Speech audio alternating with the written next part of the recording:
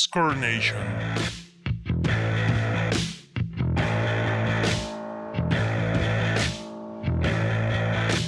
Hola, ¿qué tal? Les doy la bienvenida a un nuevo capítulo en Score Nation. Estamos de vuelta una semana más.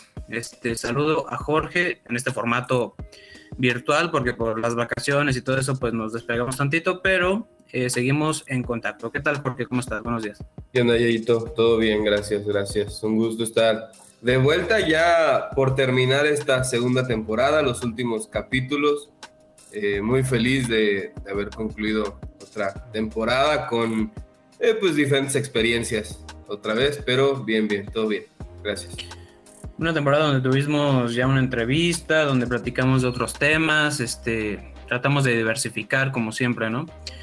Pero bueno, el día de hoy, como lo vieron ya anunciado en nuestras redes sociales, vamos a hablar de una especie de, ¿cómo decirlo? Como, no es un top, o bueno, más que un top es mencionar un grupo de casos porque no vamos a jerarquizar, evidentemente, pero sí es una especie, es un grupo de casos de boicot en el deporte, lo cual es importante mencionarlo porque pues han sido casos donde se involucran muchas historias humanas, donde se involucran ciertas injusticias, ciertos desacuerdos desde el contratos de deportistas, vamos a hablar también hasta de árbitros, y de cuestiones más complejas relacionadas a la política y a cuestiones militares, como lo fueron, digamos, esas causas que estuvieron presentes en muchos, en el plano olímpico o en otros deportes en el siglo pasado, por ejemplo, ¿no? Vamos a tocar una serie de casos, ciertas referencias también a otros capítulos que hemos tenido para recordar un poquito, hacer un recordatorio de lo que ya hemos hablado, ¿no, Jorge? Sí, o sea, se vienen temas nuevos o encontramos en casos nuevos, pero pues también hemos hablado de dos en específico, si no me equivoco, de casos de boicot en el deporte o de intento de hacer un boicot. Entonces pues hay que empezar con el primer caso que fue, del primero que vamos a hablar, que es de unos Juegos Olímpicos, los Juegos Olímpicos de Moscú en 1980, que pues es un caso sobre todo por las tensiones políticas que había en la época, sobre todo desde Europa o adentro de Europa con Estados Unidos o algunos países de África y Medio Oriente, que pues en este caso un grupo de 65 países encabezado por Estados Unidos y donde había a naciones muy importantes políticamente como Canadá o Alemania Occidental, luego de que pues Rusia o lo que ahora es Rusia, pero en su momento era la Unión Soviética, invadiera Afganistán, decidieron no participar en los Juegos Olímpicos celebrados en ese año porque pues se sabía que los ideales de Estados Unidos sobre todo y los de la Unión Soviética siempre estuvieron contrapuestos y se vieron reflejados hasta en una guerra, ¿no? Entonces, Jimmy Carter, que era el presidente en turno de Estados Unidos, fue quien comenzó este movimiento para no participar en los Juegos Olímpicos. Sí, en este tema del que todos hemos escuchado, en un contexto de Guerra Fría, donde el mundo estaba dividido en dos caras, por así decirlo, fueron los Juegos Olímpicos de Moscú 1980, donde efectivamente, como lo describes, ciertos países en contra de los ideales soviéticos deciden no ir a sus Juegos Olímpicos a manera de protesta o sí a una manera de manifestarse en contra de lo que estaban haciendo, luego de que efectivamente se invadiera Afganistán desde la Unión Soviética. Y esto pues es un caso como digamos muy complicado, ¿no? Porque posteriormente, después en 1984, justamente en Los Ángeles, digamos que desde la Unión Soviética existió un discurso muy claro sobre una especie de, recuerdo que se escribía como histeria soviética, histeria antisoviética, perdón, donde pues digamos que fue la misma manera de contestar por parte de la Unión Soviética que ellos tampoco asisten a 1984, ¿no? Y esto a causa de todas estas tensiones en cuestión a la ideología política y que iba más allá, o sea, era algo que involucraba muchas historias de vida, pero en sí todo está enfocado en las organizaciones políticas y en las organizaciones meramente administrativas del deporte, que pues se dejaban llevar más por por esas cuestiones políticas. Hoy lo estamos viendo, por ejemplo, con todo el contexto que se está viviendo todavía en Rusia y Ucrania. Por esas cuestiones es por las que se llevaban, se dejaban llevar, ¿no? Y eso generaba también otras complejidades para otros deportistas, ¿no? Que no pudieron asistir, casos de deportistas que estuvieron años preparándose, ¿no? Porque ya estamos hablando de una época en el mundo donde los Juegos Olímpicos tienen una mayor importancia, ¿no? Ante los ojos del mundo. Si en 1936, justo cuando hablamos de los Juegos Olímpicos de la Alemania nazi, era ya todo un tema y todo un plan orquestado dentro para fines políticos, pues imagínense con el progreso de toda esta etapa del siglo XX, ¿no? Sí, o sea, no sé, es un caso muy extraño porque también ya hay algo de las, digamos, casualidades o de los temas importantes para destacar, es que en ese año únicamente asistieron 35 países a los Juegos Olímpicos.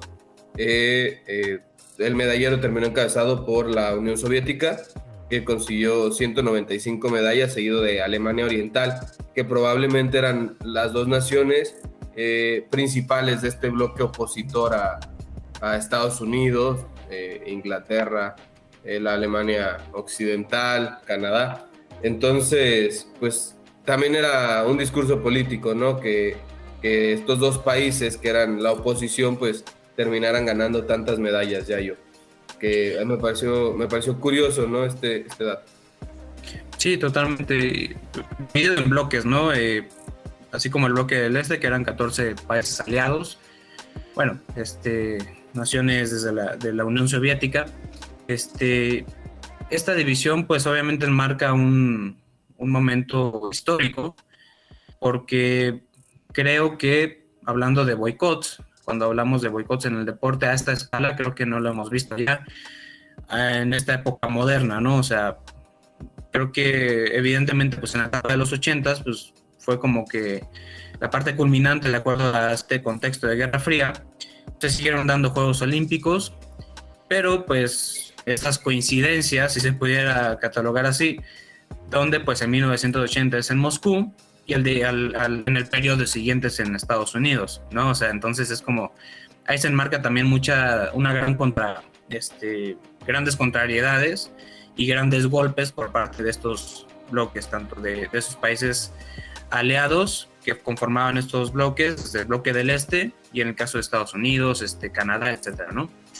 Y así como sucedió esto, creo que es necesario recordar lo que ya platicamos en todo un capítulo en la temporada pasada, que fue el caso de los Juegos Olímpicos de 1936, unos Juegos Olímpicos enmarcados más por la búsqueda de, digamos, demostrar una supremacía, un poder desde Alemania por parte del partido nazi, unos Juegos Olímpicos donde la propaganda política, la búsqueda de reconocimiento y la formulación de alianzas, entre comillas, una búsqueda de engañar también al mundo diciendo que era una tierra de paz y una tierra de prosperidad, donde pues esa prosperidad se buscó y se encontró para mucha gente, lamentablemente en hechos horribles. Fue un contexto también parecido, ¿no? ¿Por qué? Porque estos Juegos Olímpicos también buscaron ser ciertos países aliados, encabezados por Estados Unidos, pues se buscó que se boicotearan, ¿no? Y al final buscaron no asistir. Digo, se llevaron a cabo los Juegos Olímpicos y no se dio del todo ese boicot. Al final no resultó como se esperaba, pero fue un caso muy parecido, donde por este tema de política es donde se va más allá en el propio deporte. Sí, es que, bueno, creo que es una de las similitudes, ¿no? Y ellos digamos, los ideales del intento de boicot en estos dos casos. Primero, el caso de Rusia o de Moscú, donde se lleva a cabo por parte de ciertos países y al final de cuentas, pues Estados Unidos viene siendo históricamente la gran potencia a nivel olímpico. Se sabe que, sobre todo en los últimos años, desde que China participa en los Juegos Olímpicos, han estado peleándose el primer y segundo lugar entre China y Estados Unidos. Pero previo a eso, era Estados Unidos siempre el líder. Estados Unidos venía con una hegemonía importante. Entonces, insisto, el discurso político de Rusia en este caso, pues, o de la Unión Soviética, también va por ahí, así como de si no vienes tú, yo los voy a ganar, y los terminaron ganando. Y en el caso de la Alemania nazi, se logró disfrazar tan bien todo esto que bien describías, de tratar de ocultar toda la segregación que había hacia ciertas personas por parte de esta raza aria que se le denominaba, para que los Juegos Olímpicos se llevaran a cabo y que las grandes potencias fueran y estuvieran hasta cierto punto tranquilas con el mandato que apenas comenzaba Hitler. Sí, donde el deporte es un instrumento, ¿no? Y era un instrumento clave. Hablar a lo mejor de que el deporte sigue siendo un instrumento es un tema real, pero es un tema más complicado de tocar, creo yo, en la actualidad. Evidentemente porque ahora tenemos más documentación, tenemos más accesibilidad a ciertos datos históricos, pero por ejemplo, hablar de justamente en la actualidad qué justas, qué digamos competencias se han utilizado con esos fines, puede ser más complicado porque si bien hay grandes investigaciones y hay grandes manifestaciones también en las calles que se han dado en diferentes casos, pues también con cuántos datos contamos reales y concisos de lo que se buscaba, ¿no? Son cosas complicadas en la actualidad, pero bueno, el caso de la Alemania nazi, así como el caso de Moscú, pudiera considerarse también el caso de Los Ángeles en 1984, son cosas que se unen y que se ponen como ejemplo de estas grandes competencias que pudieron ser, no fueron paradas, pero sí fueron totalmente, sí temblaron esos cimientos de todo lo que se buscaba construir en los Juegos Olímpicos. Y actualmente pues ya tocaremos el tema o un acercamiento muy superficial de lo que está pasando en Rusia y Ucrania y lo que se está generando desde el deporte, ¿no? Pero sí. Demos paso al siguiente caso, que es el caso de Jacob Blake, donde en este caso desde el baloncesto en los Estados Unidos se buscó boicotear digamos la propia competencia de la NBA, y de alguna manera se consiguió un campo, un lugar de expresión muy amplia, ¿no? Un lugar donde sí se alzaron muchas voces, y todo en un contexto racial, todo en un contexto de protesta racial, de discriminación, de segregación.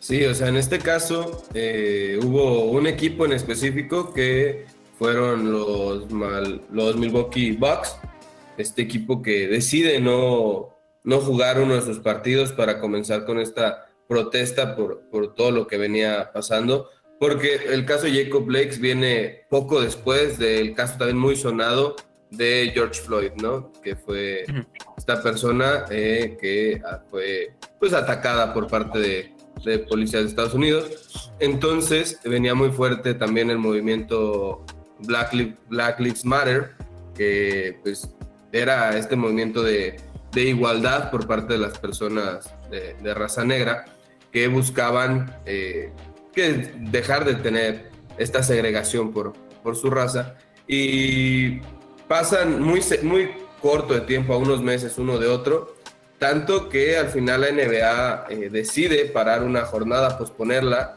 junto con la MLS, que es la Liga de Fútbol Soccer de Estados Unidos, para pues que se haga foco en lo verdaderamente importante en este caso, ¿no? Que era pues la justicia. Sí, el caso de Jacob Blake, como el caso de Floyd, y sí habrá más casos, son casos donde se demuestra evidentemente cómo la policía en Estados Unidos, en este caso en Estados Unidos, muchas veces pues ha trabajado bajo una percepción totalmente racial, y las culpabilidades se manejan diferente de acuerdo al color de piel, ¿no? Básicamente. Y en esta época pues son casos que se hacen más evidentes porque circulan videos, porque circulan ciertas pruebas que terminan siendo pruebas, por lo que se termina acusando a ciertos policías sobre cómo se trata a personas afroamericanas, ¿no? En Estados Unidos, como si son culpables o no, es evidente que es muy probable, mejor dicho, que se les vaya a ser tratados de una manera más violenta, que se les vaya a exigir de una manera más fuerte, todo por una cuestión racial, ¿no? Y eso es un problema que ha venido cargando Estados Unidos. Digo, en cada contexto el tema racial es diferente. En este caso en Estados Unidos es uno de los lastres, ¿no?, que ha tenido desde hace mucho tiempo. El tema de cómo los policías blancos pues abusan, ¿no?, de su autoridad, todo por una percepción racista, ¿no? Y se han llevado a cabo diferentes movilizaciones. Ya hablabas de Black Lives Matter, el caso, por ejemplo, me acuerdo de la NFL, cuando también hubo un pronunciamiento muy fuerte y al momento de que se tocaba el himno, los jugadores se hincaban en señal de protesta. Ha habido muchas maneras de expresar todos estos desacuerdos. Uno de los temas es qué tanto se ha solucionado, porque uno pensaría que con un montón de, a lo mejor, políticas anti racistas pudieran solucionarse, y a lo mejor con toda esta visibilidad hay una mejor manera de actuar del sistema de justicia en los Estados Unidos, pero luego te das cuenta que pues en años recientes siguen sucediendo casos, ¿no? Como el caso de Floyd, por ejemplo, ¿no? O sea, Sí, o sea, son casos muy, muy presentes. sí, o sea, estos casos fueron en 2020. O sea, podríamos pensar que esta mirada racista se terminó, pero no, o sea, son casos recientes que pues terminan afectando, ¿no? Hasta la fecha, y que probablemente son los más sonados. ¿Por qué? Por lo que dijiste, ya yo hay videos, pero ¿cuántos casos siguen pasando que no son sonados, que no hay videos, que no hay quien se anime a subirlo o a quien le permitan subir cierto video de cómo están, pues sí, discriminando, siendo racistas con alguna persona? Y se sabe que en el caso de Estados Unidos la policía es muy tendenciosa a atacar a personas racistas, a personas, perdón, de raza negra, o a personas latinas también. Se les acusa muy fácil de cualquier cosa. En el caso de George Floyd, de un robo que fue totalmente inexistente. Entonces, pues son casos que al final se terminan haciendo virales y que termina habiendo una protesta, perdón, pero sabemos que no son los únicos y que muy probablemente no han sido los últimos, sino los más sonados nada más. Sí, y en el caso de Jacob Blake, pues un problema que se entiende algo más familiar, por lo que termina recibiendo 7 disparos. O sea, es un abuso terrible, ¿no? Recae en esta necesidad de decir, pues, cómo hubieran actuado, por ejemplo, si hubiera sido un hombre blanco. O sea, ¿qué acciones hubieran tomado, ¿no? Y es evidente que, pues, o bueno, no es evidente, pero se percibe fácilmente que si hubiera sido un comportamiento a lo mejor distinto, evidentemente. O sea, Claro. esta tendencia a culpabilizar, ¿no? Por considerar a esa persona de una manera distinta, es algo que sigue muy presente y se da desde, digo, hombre, hasta en el tema del humor, o sea, o cosas así. Es visible cómo se trata a las comunidades afroamericanas, a las comunidades latinas, a las comunidades árabes. O sea, hay muchas diferencias en torno al trato, pero lamentablemente esto, más que quedarse en el tema del humor o las películas o este tipo de contextos, se va a la realidad, o se ha ido a la realidad en muchas ocasiones. Y otro punto importante es esto: hoy tenemos esta herramienta de que pues se viralizan los videos, pero ¿cuántos casos ha habido donde no ha existido esa buena coincidencia, donde alguien esté grabando o alguien se anime a subirlo? No sé. O le permitan ya, o sea, sí, ¿cuántas veces se ha visto que en los mismos videos que se llegan a subir, que estos policías intimidan a quien está grabando, ¿no? Y lo amedrentan y le intentan arrebatar el dispositivo desde el cual está grabando.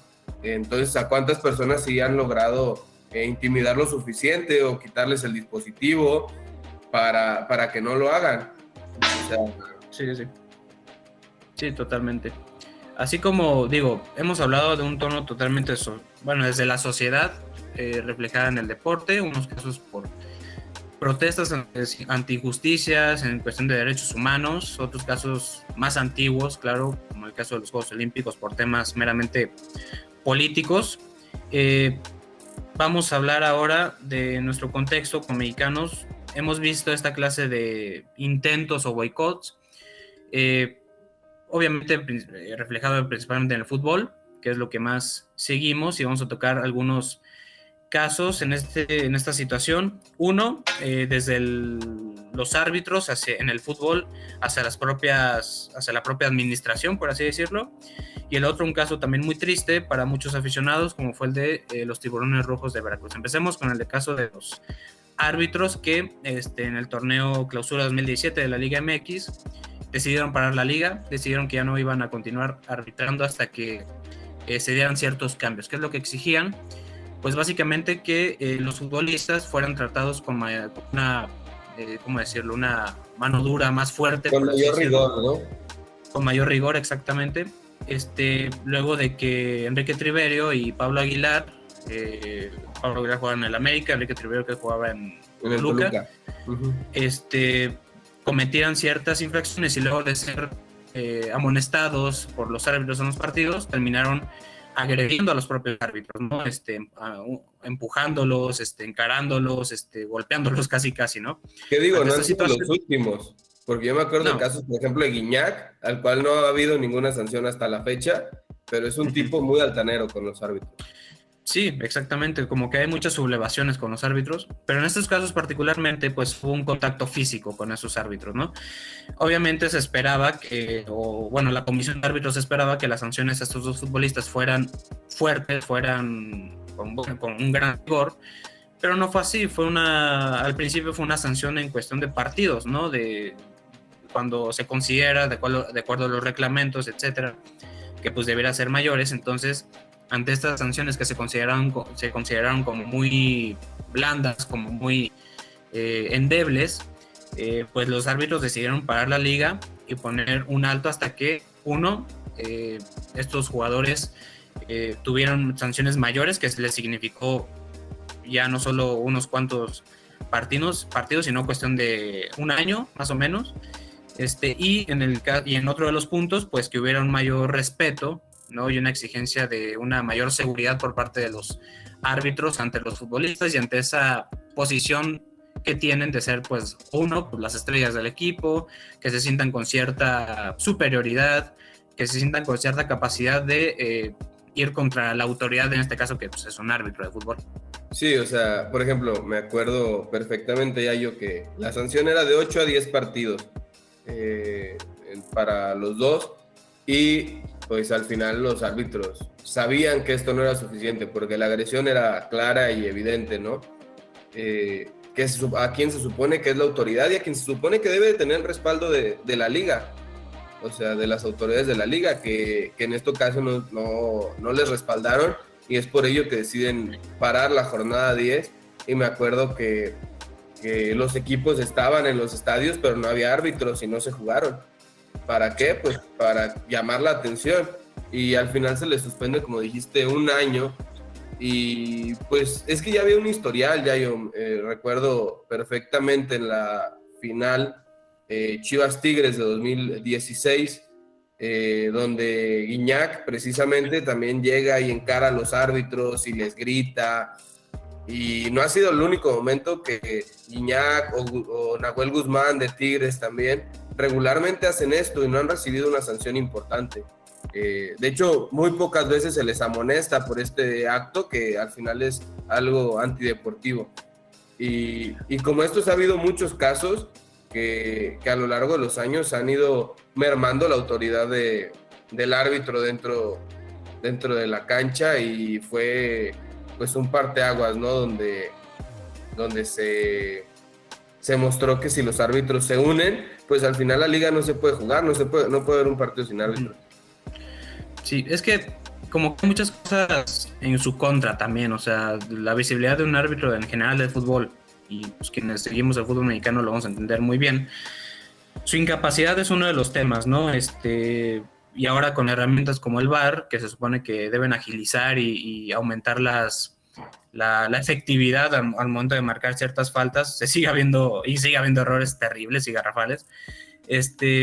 Digamos que eso también ha aumentado, creo yo, pues el odio y esa sensación de muchos técnicos y muchos jugadores hacia los árbitros. No hace mucho, hablando de Tigres, en la jornada anterior, pues Miguel Herrera, como siempre, pues se puso a señalar a los árbitros de una manera muy fuerte, ¿no? De una manera casi pues insultando su intelecto, ¿no? O sea, No lo hizo porque sabe que él ya también es uno de los señalados al momento de hablar de esos participantes o de esas personalidades del fútbol que son sancionadas por todo lo que dicen o todo lo que pueden hacer con su enojo, ¿no? Pero como que hay una gran visibilidad de acuerdo de cómo los entrenadores o cómo los jugadores se pueden referir a los árbitros. Es un odio visible, ¿no? Es un menosprecio porque se les considera, pues, como te digo, incapaces, ¿no? Para hacer llevar a cabo ciertos partidos de buena manera, con herramientas como el VAR siguen fallando muchísimo, entonces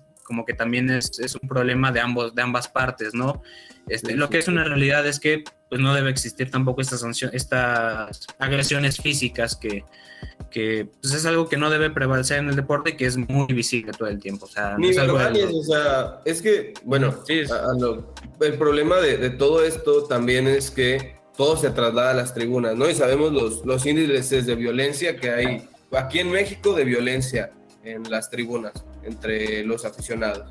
Se acaba de vivir un caso catastrófico en Querétaro, pero como ha habido varias riñas, se ha seguido habiendo.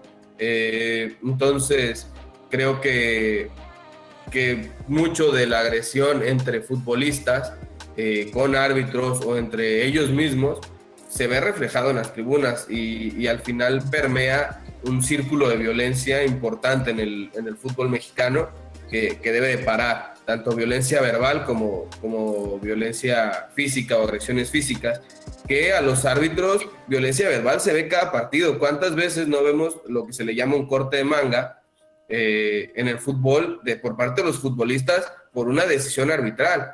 Que al final el árbitro está sujeto a su visión y a lo que él alcanzó a ver y desde su perspectiva que es, o sea, es obvio que puede llegar a tener errores y se sabe que el VAR no se involucra en todas las jugadas de los partidos, se involucra nada más con tarjetas rojas, posibles penales y goles y ya. O sea, el VAR no se involucra con una tarjeta amarilla en medio campo. Se va reflejado algo que puede ir directamente al marcador. Entonces, si el árbitro tiene este apoyo y de todas maneras se cometen errores porque es una persona como cualquier otra persona que se puede equivocar, no merece ser un símbolo de una agresión hacia su persona nada más por ello. Y se ve y lo tenemos tan normalizado que el árbitro probablemente ya está acostumbrado a recibir insultos. Y te puedes meter hasta las redes sociales de los árbitros y ves cómo los insultos siguen ahí y no van directamente hacia su persona, tristemente, se van más lejos, se meten con familiares, con personas cercanas, y ahí es donde es todavía más triste y hay amenazas y hay un discurso de odio muy grande hacia estas personas que lo único que están haciendo pues es hacer un trabajo al cual muy pocos se atreven por todo el círculo de violencia que hay alrededor, ¿no, Yayo? Sí, se necesita una cosa muy resistente para ser árbitro, ¿no? Como bien mencionas, o sea, son los señalados por jugadores o en el campo de juego son los señalados por los equipos, son encarados, son insultados, han sido agredidos físicamente y además de eso agrégale a miles de aficionados que están de todo el tiempo pronunciando epítetos muy ofensivos y muchas, digamos, todo el tiempo insultándolos, todo el tiempo metiéndose con ellos, pues sí se necesita una gran capacidad como de, no sé, una gran inteligencia emocional, hasta un apoyo psicológico fuerte, porque pues tienen que enfrentar muchas cosas. Hay muchos puntos encontrados, pero todo nace por una estigmatización, se puede considerar, pero también hay pruebas de ello, de que ciertas incapacidades que afectan equipos y que, digamos, disminuyen la efectividad y el espectáculo en un partido son por lo que son señalados, ¿no? Son de las cosas principales. Justamente como lo mencionaba hace un instante, así dentro del contexto del fútbol mexicano, hablamos de los árbitros y ahora hablaremos de un equipo con mucha tradición, con muchos aficionados, que sigue teniendo aficionados. Hace poquito estos aficionados buscaron restaurar y arreglar el estadio que era del equipo de sus amores, que se trata de toda esta problemática que vivió, todo este contexto tan adverso que vivieron los jugadores, directivas, pero donde los principales afectados fueron jugadores y aficionados, evidentemente, del equipo de Veracruz, de los Tiburones Rojos de Veracruz. Sí, o sea, todo lo que englobó a Veracruz, y sí, como bien dice, ya hay los aficionados que hicieron un intento por restaurar el Luis Pirata Fuente, un estadio de los más emblemáticos probablemente del país, uno de los más emblemáticos sobre todo de la parte sur del país, donde hay muy pocos equipos. De hecho, creo que ya no hay ningún equipo en primera división en el sur, porque estaba el Atlante, ¿no?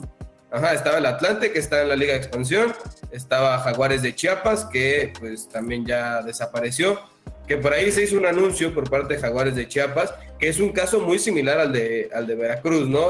La desaparición de Jaguares, y el caso actual o lo más reciente que fue Tiburones, que termina perdiendo la categoría por una deuda hacia los jugadores por parte de Fidel Curi, quien era presidente y accionista del club, que pues aquí vamos a hablar del boicot que se hizo en la jornada 14 en un Veracruz contra Tigres en el Luis Pirata de la Fuente, donde el partido termina 3-1 a favor del equipo regio.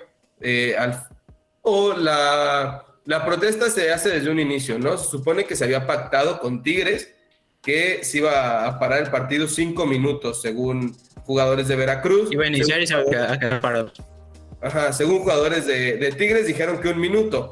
Entonces, pita el árbitro, se juega o Veracruz mueve el balón y los jugadores de Tigres al minuto 1 comenzaron a ejercer cierta presión ante los de Veracruz, que estaban inmóviles.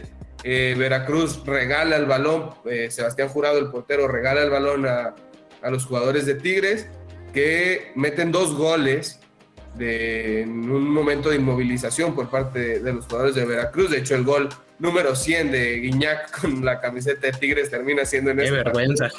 La verdad, o sea, y después Guiñac salió a decir que él pidió que le quitaran el gol y, o sea, una serie de cosas. Ajá, o sea, que claramente no iban a hacer. Si de verdad no querías meter ese gol, tírala para afuera. Tienes la calidad suficiente para saber cuándo el balón va con dirección a portería y cuándo va para afuera. Eso fue un gol de Jesús Dueña, no, de Eduardo Vargas y uno de Guiñac, que al minuto 5, que los jugadores de Veracruz se empiezan a mover y ahí van 2-0 perdiendo.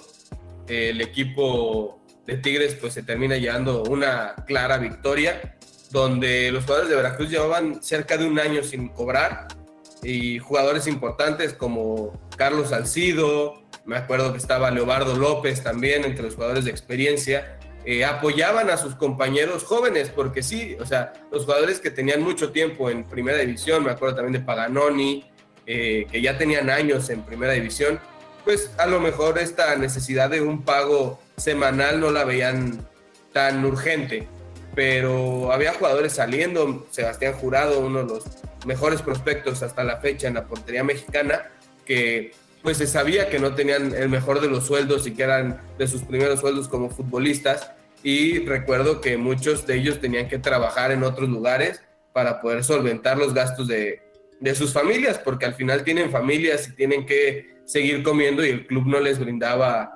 ningún sueldo, ninguna base económica para seguir subsistiendo, y los gastos seguían corriendo y pues estos futbolistas tenían que verse apoyados por sus compañeros. Insisto, había nombres importantes, el más importante de todos, el de Carlos Salcido, pero pues fue un caso tristísimo por parte de Fidel Curi, que terminó aprovechándose del puesto que tenía y la cercanía que tenía con la liga para durar 1 año sin pagar un sueldo. El equipo de Veracruz, que en este año acumuló la peor racha de derrotas en la historia de la liga, creo que fueron como 26 partidos, si no me equivoco, perdidos consecutivamente en 2 torneos, que los llevó al descenso, y que al final la liga decide eliminar al equipo por todas las faltas administrativas que tenía, y de hecho suspendió a Fidel Curi para que no pudiera tomar ningún puesto en los equipos de primera división por todo esto que que fue lamentable y que, insisto, o sea, los que más lo resintieron pues fueron los jugadores, porque pues tenías un contrato que no se vio respetado y que la liga al final terminó poniendo creo que la mitad de los sueldos y Fidel Curi tuvo que poner la otra mitad para poderles pagar el adeudo que tenían, que ya era muy muy grande. Hay muchos puntos aquí. Al final de cuentas, a ver, Veracruz era una bomba con una mecha muy larga, pero que iba a terminar por explotar en algún momento, ¿no? O sea, Fidel Curi en primer lugar. ¿Quién era Fidel Curi? Pues era este presidente del club que se habló mucho tiempo y que casualmente justo cuando Duarte encontrado culpable de muchos crímenes de lavado de dinero, de desvío de fondos, etcétera, pues se encuentra también que este señor tiene una relación muy fuerte con el gobierno entonces de Veracruz, ¿no? Entonces, justo cuando sucede lo de Duarte y todos estos procesos legales, se empieza a perder también fuerza este señor y empiezan los problemas económicos para Veracruz, porque se hablaba de que Veracruz pues era un lavadero de dinero, ¿no? Prácticamente para el señor Curi. Ahora, esto implicó cosas lamentables. El hecho de que los futbolistas que viven de esto pues no tenían dinero para sus familias, no tenían dinero a lo mejor ni para comer en muchos casos, y pues evidentemente tenían que buscarse la vida en otro lugar, ¿no? Y todo este caso de Veracruz fue muy triste, o sea, yo creo que más que es muy fácil a lo mejor burlarse o reírse de muchas cosas que pasan en el fútbol mexicano, pero ya en este caso sí era muy evidente cómo nos afectaba también, ¿no? A los que veíamos cómo estaba Veracruz, porque era un equipo con una gran afición, donde los futbolistas buscaban pues hacer con lo que tenían, jugar los partidos, aunque ni siquiera les pagaban nada. Y pues terminó siendo un caso muy triste porque mucha gente se quedó sin su equipo, muchos futbolistas fueron muy afectados, y terminaron dejando el sueño a un lado de jugar fútbol por una mala gestión y por crímenes del señor Fidel Curi, ¿no? En este caso, directamente en el partido contra Tigres, donde buscan boicotear este partido, pues es muy triste como ni siquiera esa solidaridad se ve por parte, en este caso, de Tigres, ¿no? O sea, se habla de que pues, no se entendieron, de que unos pensaron que era menos tiempo, pero ay, por favor, pues si empiezas a jugar y tus rivales se siguen sin mover, pues no, ¿por qué te sigues moviendo? O sea, de veras te ajustas tanto a las reglas, o sea, es inaudito también pensar cómo desde media cancha, pues evidentemente nadie se está moviendo y metes el gol y hasta lo celebras, ¿no? Es muy ilógico, ¿no? Pero bueno, todo el caso de Veracruz, el equipo de Veracruz fue muy triste. Al final de cuentas, pues sí, termina siendo desafiliado el propio equipo, un equipo que sí sabe lo que es tener importantes victorias, donde pasaron muchos importantes futbolistas, un equipo que cerró su historia de una manera muy triste, con grandes nombres incluso en su plantilla, con casos como el de Sebastián Jurado, que es el que más ha sonado porque siguió adelante, porque por su calidad fue contratado después en Cruz Azul, ahorita está jugando gracias a que Corona está lesionado. Pero hay otros casos que simplemente desaparecieron, ¿no? Que simplemente fueron futbolistas que a lo mejor regresaron a sus países de origen o a lo mejor tuvieron que retirar y se dedicaron a otra cosa, ¿no? Fue un caso donde hubo muchos futbolistas afectados, donde la afición fue afectada, todo por un presidente que pues por corrupción, un presidente que nadie sabía de dónde sacaba tanto dinero para seguir pagando la categoría al Veracruz para que se siguiera manteniendo arriba. Era un proyecto insostenible, era muy ilógico que pagara tanto dinero para mantener ese equipo arriba, después sí, entendimos más o menos por qué. Porque ya habían descendido un torneo anterior a ese, cuando comenzó esta racha de derrotas y al final terminan pagando una millonada tremenda para que un equipo que deportivamente no tenía las bases para quedarse en primera división. O sea, era un equipo que no tenía los jugadores, que no tenía pues también la capacidad de estar contratando jugadores para mantenerse en primera división. Tenía jugadores con gran calidad, caso Carlos Salcido, Leobardo López, Paganoni, pero que la edad ya no les daba. Me acuerdo también de los dos delanteros, Kasim Richards y el polaco Menéndez, que eran las dos estrellas de este equipo, que pues en la delantera intentaban hacer lo que podían, ¿no? Pero que al final no les daba pues el tamaño de la plantilla para jugar. Y pues como este caso, Yayito, pues vamos a hablar ya del siguiente, que es un caso en Estados Unidos de la MLB, de la Liga de Béisbol, de las ligas mayores que le llaman, donde en 1994 hubo un parón para poner topes salariales y pues tratar de evitar la inflación de los no sueldos por parte de los jugadores de béisbol, Yayo. Sí, un caso también, no es la primera vez, o sea, ha habido varios casos en el béisbol de Estados Unidos donde se ha buscado boicotear la propia competencia en búsqueda de diferentes problemáticas, ¿no? En este caso, en 1994, pues el principal factor fue que la propia liga puso topes salariales, uno, buscando evitar lo que se mencionaba como una gran inflación en el contexto económico, en la propia liga, y la otra, buscando disminuir las brechas entre los equipos con mucho dinero y los equipos con poco dinero, ¿no? Pero esto lo que provocó es que muchos jugadores se vieran vulnerados, o mejor dicho, vulnerables ante la situación, porque pues hablaban mucho de su estabilidad económica, lo que puede representarles, y terminaron boicotando. ¿Estabilidad económica ganando tantos millones? Ajá, por eso se me hace un poco extraño, pero es algo muy presente, ¿no? Como está en el tema del béisbol, independientemente de si ganan mucho o no, que evidentemente muchos ganan muy bien, pues siempre ha sido un tema de discusión, el tema de los salarios, ¿no? No es la única vez que ha estado presente, pero ha sido como que el caso más fuerte de acuerdo a los hechos, porque digamos que se paró la propia competencia, no hubo playoffs y no hubo serie mundial, o sea, se quedó básicamente el béisbol en el limbo y la gente se quedó sin esa parte del torneo que espera todo el año y que espera toda la temporada después de tantos y tantos partidos, ¿no? Después de una intervención también por parte del gobierno es que se soluciona esto en el 95, perdón. Fue hasta abril de 1995 que se encuentra una solución, se encuentra a base de ciertas negociaciones, etcétera, una solución a estos desacuerdos, básicamente, ¿no? Pero no ha sido algo nuevo, es algo muy presente el tema de los salarios, el tema de cuánto pueden ganar los jugadores, el tema de esos topes salariales que están muy vigentes en otros contextos, ¿no? Digo, el tema más cercano a lo mejor sería la MLS, también con su sistema, o se puede hablar de otros deportes en Estados Unidos, ¿no? Pero el tema del béisbol es donde más, digamos, problemáticas han surgido, ¿no? Donde más choques de ideas han surgido y han parado hasta la liga y la parte más importante que son los playoffs y la serie mundial.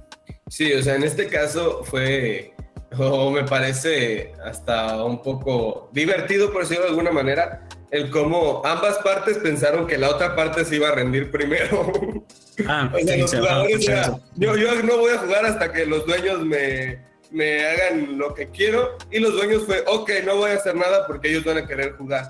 Entonces ninguna de las dos partes quiso jugar por casi un año, hasta que interviene, de hecho, el gobierno de Estados Unidos, Bill Clinton, que era el presidente en ese caso, que fue quien comenzó a tratar de hacer negociaciones, ¿no?, entre ambas partes para que se pudiera volver a jugar, que llevaba ya 90 años la Liga de Estados Unidos sin haber faltado unos playoffs anuales.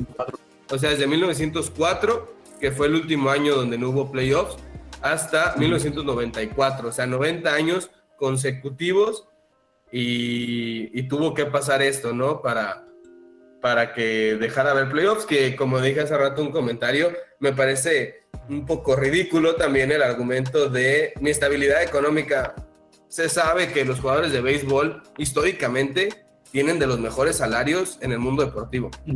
O sea, porque también en los equipos de béisbol, como no pasa, por ejemplo, en equipos de fútbol o de otras competiciones, béisbol y fútbol americano sobre todo, los dueños de los equipos suelen tener una cantidad similar de presupuesto. O sea, los equipos regularmente tienen una cantidad más similar. En Estados Unidos el modelo deportivo se ha llevado tan bien para que en los deportes más importantes, porque se ve en la MLS, se ve en la MLB y en la NFL, cómo estos equipos tienen un presupuesto similar, digamos.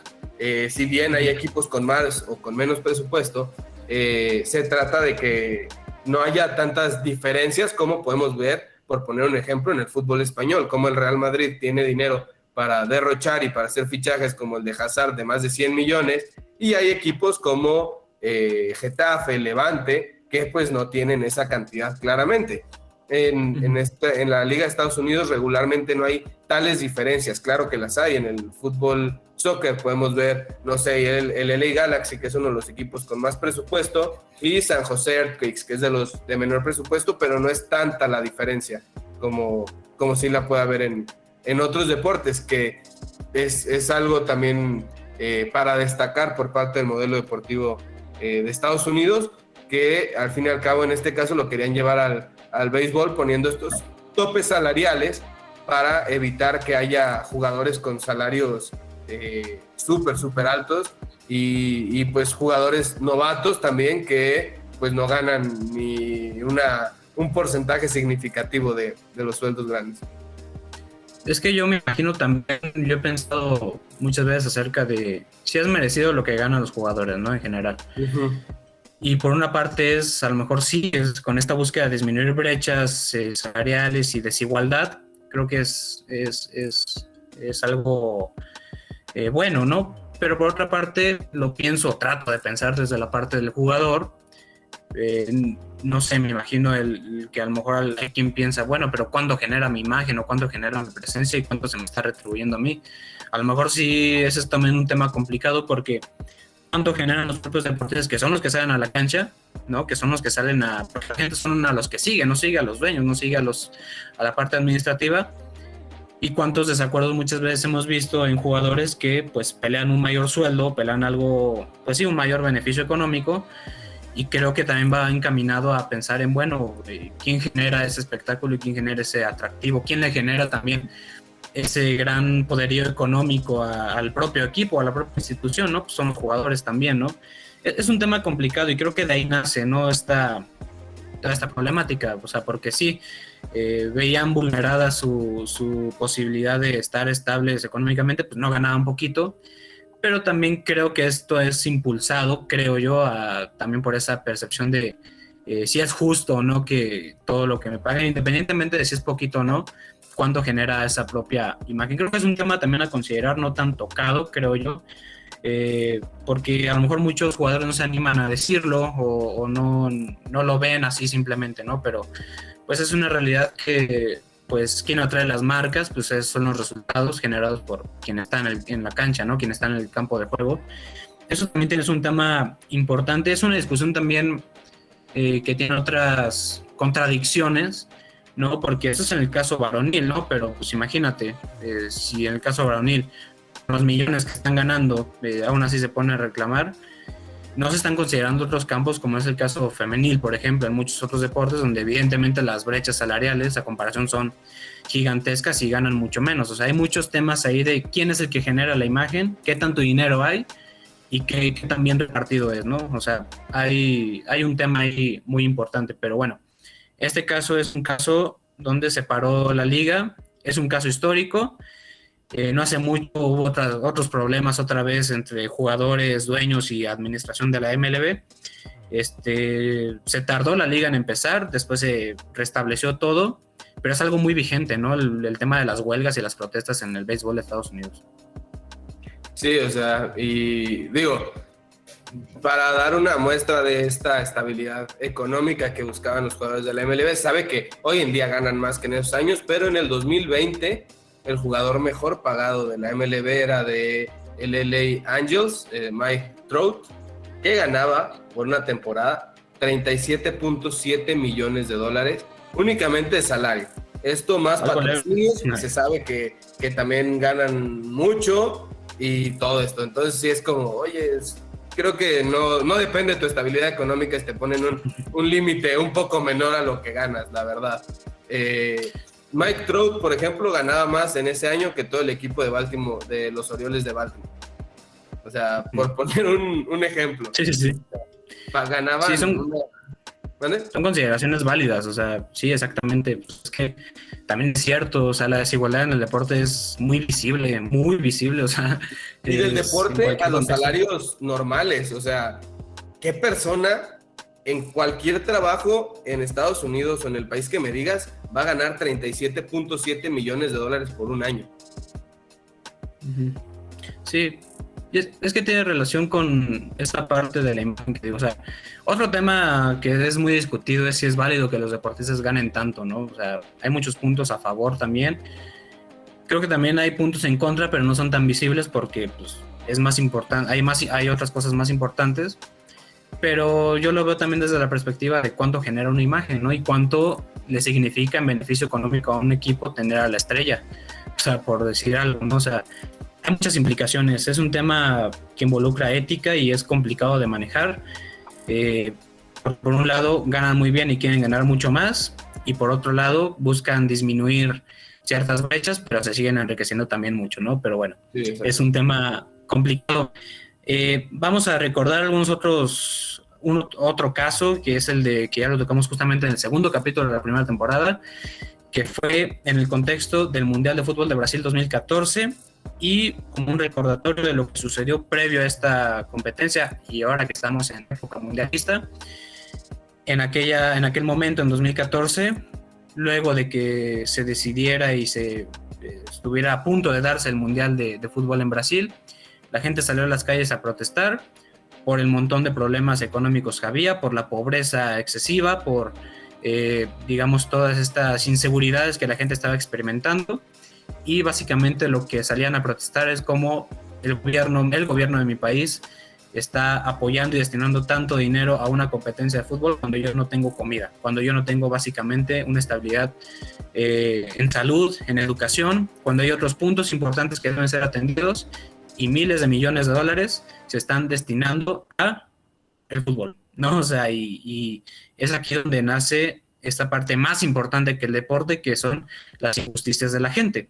Salieron a las calles a protestar, buscaron boicotear esta competencia, buscaron que no se hiciera, pero evidentemente pues las fuerzas no fueron suficientes y todo se realizó con cierta normalidad, aunque al final el abucheo a la presidenta en ese entonces fue visible, ese desacuerdo fue visible. Previo a esta competencia se quemaron autos en las calles, se destruyeron diferentes locaciones, hubo una gran manifestación, pero pues nada fue suficiente para parar al ruedo del balón. Sí, exacto. O sea, recuerdo, Yayo, que pues el reclamo iba directamente hacia Dilma Rousseff, ¿no? Que era la presidenta en su momento de Brasil, que pues sabía ella los problemas estructurales y económicos que tenía su país y que estaba pasando, como para aceptar este gasto, donde Brasil había presupuestado gastar, recuerdo, poco más de 1.100 millones de dólares y terminó gastando 11.000. O sea, 10 veces lo que se presupuestó, que ya lo habíamos hablado, recuerdo, en el capítulo, en el segundo capítulo de esa primera temporada. Creo que en este caso es uno de los reclamos más grandes que pudo haber para pues tratar de que no se llevara a cabo el Mundial y de que el gasto que se había hecho por parte de la presidencia terminara siendo en vano, porque la gente de Brasil sabía que de ese dinero que se recaudara, pues probablemente por los niveles de corrupción tan altos que vivía Brasil en ese momento, no les iba a tocar prácticamente nada pues remunerado, digamos, en infraestructura y otras cosas para la vida cotidiana. Se terminaron gastando en los estadios 3.300 millones, ya en puros estadios, en remodelaciones. Cosa ridícula que en Sudáfrica 2010, un mundial anterior donde no había estadios, donde tuvieron que construir estadios, en total del mundial se gastaron 6.000 millones. Y en Brasil, donde los estadios estaban y que nada más se necesitaba una remodelación, se gastó casi el doble. O sea, sí fue ridícula la cantidad y al final se terminó jugando el mundial, donde pues pareció que la gente de Brasil olvidó todo lo que había peleado, porque pues durante el mundial se veía a la gente festejando cómo Brasil iba pasando de rondas hasta llegar a las semifinales, que pues terminaron perdiendo contra la selección de Alemania en ese histórico 7-1. Creo que el reclamo fue totalmente justo por parte de la gente, que sabía que se estaba viviendo algo terrible, porque creo que según cifras no se alcanzó a remunerar todo lo que se gastó. Si no me equivoco, ganaron por ahí de 9,000 millones, entonces se terminó habiendo una pérdida grandísima, que no se sabe si de verdad fue en los gastos o por estos niveles de corrupción que mencionaba, pues terminó siendo un desvío de fondos, ¿no? Sí, y en esta también, fíjate, esta posición tan complicada que tenía el gobierno de Dilma en ese momento, no dudes que con toda la corrupción que también había en la FIFA con Joseph Blatter, que todavía estaba ahí encabezando el grupo, no dudes Pues que de alguna u otra manera, de Blatter, de hecho, ¿no? ajá, sí, fue el último, buscaron como que hacer, digo, tampoco señalar sin pruebas, no sería descabellado pensar como hay que buscar todas las posibilidades al alcance de nuestra mano para que Brasil llegue a la final y apaciguar todo, ¿no? O sea, en el deporte no sería algo para nada descabellado, y menos en el fútbol, y menos en la gestión de Joseph Blatter, ¿no? Que tanto tiempo fue señalada por tantas desigualdades y tanta, digamos, exclusión de muchos equipos por otros, ¿no? O sea, si Brasil hubiera ganado el Mundial, evidentemente Brasil hubiera estado de fiesta, el contexto hubiera sido mucho más ameno, pero pues fue una tropa a la que se le vino encima cuando llegaron contra Alemania, y en la cara de todos los aficionados brasileños ese 7-1 quedó algo terrible en su estado de ánimo, ¿no? O sea, entonces imagínate, después de todo este contexto tan complejo, tan hostil, ver que tu selección, que estuvo a un paso de llegar a la final, cae de una manera terrible, tan descompuestos, con una goleada, eso es algo sin precedentes, ¿no? Es algo único en el fútbol. Digo, no es el único caso, pero me refiero a que de acuerdo al contexto que se estaba viviendo, es algo pues terrible y muy interesante de analizar, porque va más allá del propio deporte, involucra vidas, ¿no? Involucra el ánimo de muchas personas. Fue un mundial muy complicado, dejó muchos momentos muy lindos, ¿no? Directamente en el fútbol, para muchos países, muchas sorpresas ahí, pero también dejó momentos muy agrios de la parte que casi no se tocan las competencias cuando se están llevando a cabo, que es la parte social, la parte del desacuerdo, la parte del pronunciamiento de la sociedad en contra de ciertas injusticias que fueron necesarias para llevar a cabo cierta competencia, ¿no? Es un tema muy complicado. Sí, o sea, es un tema muy complicado y de un trasfondo muy grande y por decirlo un poco oscuro, ¿no? Que vivía el fútbol en ese tiempo. Y para finalizar, Yayito, el último tema, un tema muy actual, el tema de los, digamos, decisiones por parte, sobre todo de la UEFA, que es la federación encargada del fútbol en Europa, para aislar por los conflictos políticos y bélicos entre Ucrania y Rusia, aislar a los dos países de competencias europeas, donde a Ucrania se le ha aislado únicamente en selección nacional, donde debe todavía el partido del repechaje para entrar al Mundial contra Escocia, y a Rusia se le sacó de cualquier competencia internacional, donde tampoco jugó su repechaje que también iba a jugar, y donde la selección rusa y los equipos rusos no pueden participar en competencias de la UEFA hasta que pues todo esto termine. Tanto así que los jugadores de los equipos rusos quedaron libres de contrato para ser seleccionados por otros equipos y ser fichados, porque al que no se le quiere perjudicar es al jugador, porque claramente este es un golpe más político a las grandes empresas rusas que mantienen estos equipos para ejercer presión sobre Vladimir Putin y que pare la guerra, ¿no, Yayo? Sí, y no solo ha sido en el fútbol, en general los pronunciamientos con pancartas, con campañas, se han dado en muchos contextos, ¿no? Del deporte, y pues este tipo de cosas, digo, en este caso es hablar de una guerra, y en este caso hablar del deporte específicamente, pues quien termina siendo perjudicado son los propios jugadores, ¿no? O sea, jugadores que se empeñan, que buscan armarse con mucha calidad para cumplir un objetivo y que se ha parado por condiciones totalmente adversas, fuera de sus manos, fuera del control, fuera de su propio control. Es algo también triste, ¿no? De mencionar. Lo principal es que, claro, se solucionen los temas en sociedad hoy en día, que se solucionen estas problemáticas en la guerra entre Rusia y Ucrania, que se solucionen estos temas basados en la ideología política, en la manera en que se perciben ciertos hechos y a causa de esto cómo se ha, digamos, transgredido la paz con la guerra, con la militarización, con el abuso, ¿no? A personas pues, que ni la deben, ¿no? O sea, por así decirlo, es una realidad que esto va a seguir escalando y se va a seguir viendo reflejado en el ánimo de las personas, en su bienestar y en contextos que buscan ser meramente recreativos como el deporte en este caso, ¿no? Ya ha sido Rusia ya excluida de muchas competencias, ya ha sido ya visibilizada como el enemigo público también por parte de muchas naciones, ¿no? Porque el pronunciamiento es claro, ¿no?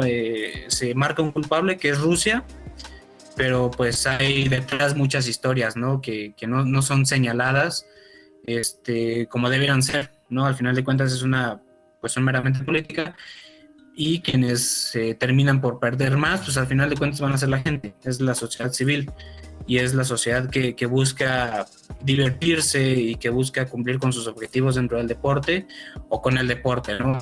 Es un tema muy complicado. Ojalá que esto también tenga un resultado próspero y que no sea tan tardado, aunque para cómo están las cosas, pues esto pinta para largo, lamentablemente, ¿no? Ojalá que no sea así.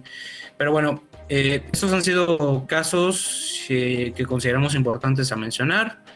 Evidentemente el deporte es un mundo donde las conexiones humanas terminan por, digamos, buscar luchar por diferentes cosas, con el deporte como una herramienta o a través del deporte para visibilizarse. Hay muchos temas ahí que deben ser resaltados, muchos casos, nosotros mencionamos estos, pero pues hay más casos visibles, ¿no? Y que son necesarios y que en un futuro seguirán siendo más desarrollados. Habrá que investigarlos más y habrá que tocarlos, que profundizar en ello. Pero bueno, no sé si quieras agregar algo más, Jorge. No, ya yo, nada más mencionar que pues los deportes en general se han utilizado en algunas ocasiones para visibilizar injusticias sociales que se viven en ciertos lugares y que seguirá pasando, como dices, y que probablemente, o más bien estos no han sido los únicos, pero han sido de los más sonados internacional y nacionalmente aquí en México, donde pues encontramos muchos casos. Aquí mencionamos 7, pero podemos encontrar más. Se puede hablar horas de cómo el deporte es utilizado para bien o para mal, como una estrategia social y política, ¿no? Sí, es necesario tocarlo, así como muchos deportistas lo tocamos en el tema de las injusticias del deporte, ¿no? En un programa anterior a pues tocamos también muchos casos de cómo muchos deportistas han sido involucrados injustamente y sin su consentimiento a lo mejor en muchos esquemas en busca de enriquecimiento y de cierto poder también de ciertos gobiernos, de ciertas comisiones deportivas. Pero bueno, hasta aquí dejamos el capítulo de hoy. Espero que les haya gustado, espero que se hayan entretenido. Estamos en nuestras redes sociales, estamos en Instagram, en Twitter y en Facebook, ahí nos pueden encontrar. Y recuerden que el capítulo es cada semana subido a YouTube, a iVoox, a Spotify.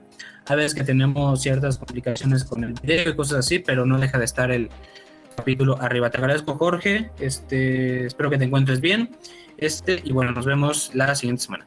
Claro que sí, Yayito, un gusto haber estado aquí. Saludos para todos, todas, y pues los esperamos la siguiente semana con el cierre de temporada ya, y muy feliz de haber concluido un capítulo más. Adiós.